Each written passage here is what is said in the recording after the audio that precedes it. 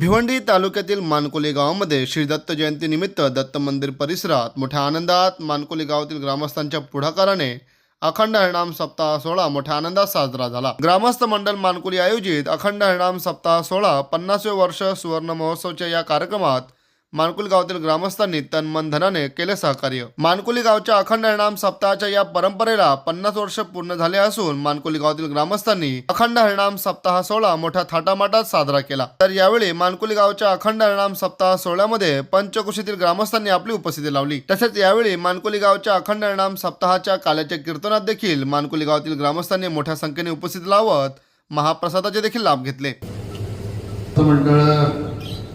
मानकोली आयोजित अखंड हरिनाम सप्ताहाच्या निमित्ताने आपल्याला सगळ्यांनाच ज्ञानाचं बोधामृत देण्यासाठी आलेले, नगरवरून खास करून आलेले मनसुख महाराज, माझ्यासोबत आलेले शहापूरचे माजी आमदार पांडुरंग बरोरा, पी.के. म्हात्रे, भानुदास पाटील,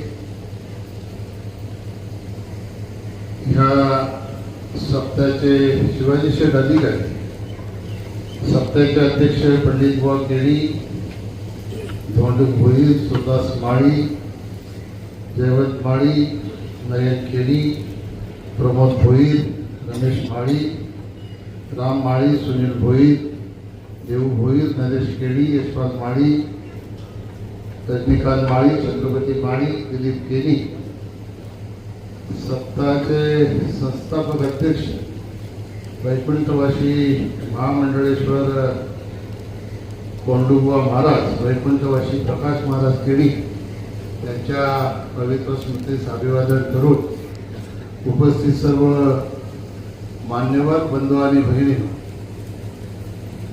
खरं तर मनसुख महाराजांना धन्यवाद देण्याची वेळी आपली क्षमा मागतो। तुमच्या कीर्तनामध्ये व्यत्यय आणण्याचं काम मी या ठिकाणी केलं, पण 50 वर्ष या सप्त्याला झाल्यानंतर खऱ्या अर्थाने अजून हा सप्ताह नावाप्रमाणे अखंड सुरू आहे। त्याचं सगळं श्रेय जेवढी मी नावं वाचली आणि जेवढे फोटो आपण लावले त्या सगळ्यांचं जरी असलं, पण तुमचा जो उत्साह त्याच्यामुळे खरं 50 वर्ष अखंड सप्ताह सुरू आहे असं म्हटलं तर चुकीचं ठरणार नाही। आताच्या या धकाधकीच्या जीवनामध्ये महाराज आपलं मन अस्थिर होते, मनाची वैचारिक पातळी घसरायला लागते।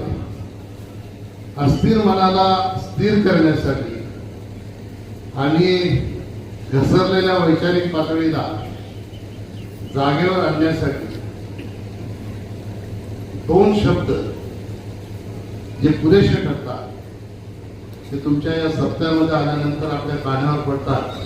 ते शब्द म्हणजे रामकृष्ण हरी।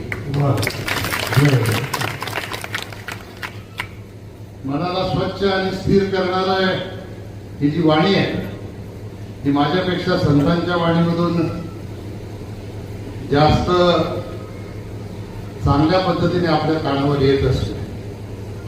असं असलं तरी कधी कधी आपल्या मनावर धूळ साचते। जसं मी एक उदाहरण नेहमी देतो,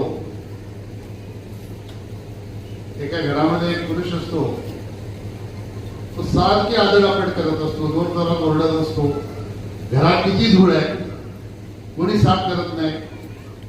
बायको त्याला सांगते कुठे धूळ आहे, तुम्हाला कुठे धूळ दिसते, तू येऊन बघ किती धूळ आहे। बायको जवळ येऊन बघते, धूळ कुठेच नसते, धूळ याच्या चष्म्यावर असते। ती सांगते धूळ कुठेच नाही, धूळ तुमच्या चष्म्यावर आहे, तो चष्मा साफ करा तुम्हाला सगळं स्वच्छ दिसेल। तसे मनसुख महाराज या ठिकाणी आल्यानंतर आपल्या मनावरची जी धूळ आहे ती त्यांच्या विचारांनी साफ करण्याचा प्रयत्न करतात आणि या साफ केलेल्या धुळीच्या माध्यमातून आपलं मन जेव्हा स्वच्छ होते तेव्हा समाजाला योग्य दिशा देण्याचं काम आपण सर्व मंडळी करत असतो. आणि मला विश्वास आहे की आज तुमच्या मनाला सुख निश्चित मिळेल. महाराजांचं नावच पण सुख आहे, त्याच्यामुळे मनाला सुख मिळेल. पण महाराज, मी आता जिथे जिथे जातो, उजव्या बाजूच्या मंडळीपेक्षा डाव्या बाजूला मंडळी ही जास्त उत्साहाने अशा कार्यक्रमामध्ये सहभागी होत असते. त्याचं कारण काय? एकदा स्वामी विवेकानंदांना एका ब्रिटिश अधिकाऱ्याने प्रश्न विचारला बा, तुमच्याकडच्या स्त्रिया नमस्कार करताना हात का मिळवत नाही, हात का जोडतात, हात मिळवलं पाहिजे. स्वामी विवेकानंदांनी त्याला उत्तर दिलं, तुमच्या इंग्लंडच्या महाराणी आहेत, त्यांना तुम्ही हात मिळवता का? तर नाही, त्यांना कसं हात मिळवतात, त्या तर महाराणी आहेत, त्यांना आम्हाला हात मिळवता येत नाही. तर तुमच्या महाराणीला जर तुम्हाला हात मिळवता येत नाही, तर आमच्या देशातील प्रत्येक माता भगिनी ही विचाराने स्वतःला महाराणी समजते, म्हणून आमच्याकडे हात मिळवत नाही, हात जोडून नमस्कार करतात. हा आपल्या संस्काराचा भाग आहे. आणि हा संस्कार खऱ्या अर्थाने आपल्याला जो मिळतो तो अशा महाराजांच्या प्रबोधनामधून हा संस्कार खऱ्या अर्थाने आपल्याला मिळत असतो. आज मानकोली गावासाठी अतिशय आनंदाचा आणि उत्साहाचा दिवस आहे.